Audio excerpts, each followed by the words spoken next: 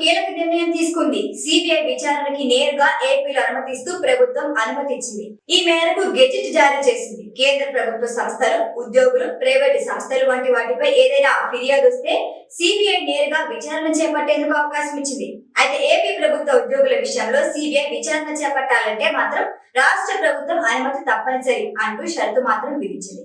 2014-19 Telugu Desam party అధికారంలో ఉన్నప్పుడు CBI విచారణకు నిరాకరిస్తూ నాటి చంద్రబాబు ప్రభుత్వం ఉత్తర్వులు జారీ చేసింది. కొన్ని కీలక కేసులని అయితే తర్వాత జగన్ ప్రభుత్వం వచ్చిన తర్వాత సిబిఐ విచారణకు అనుమతించినప్పటికీ తాజాగా మరోసారి గెజిట్ విడుదల చేయడం రాజకీయంగా చర్చనీయాంశమైంది. జగన్ తో పాటు వైసీపీ నేతల కోసమే ఈ గెజిట్ ను విడుదల చేసినట్లు గుసగుసలు వినిపిస్తున్నాయి.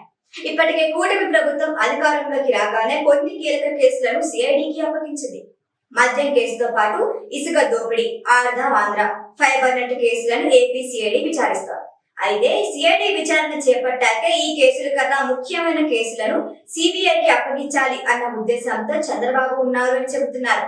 సిబిఐ విచారణతో జగన్ రాజకీయంగా ఇబ్బందులను ఎదుర్కొనడమే కాకుండా న్యాయస్థానాలకి హాజరయ్యే అవకాశం ఉందని అంచనా వేస్తున్నారు.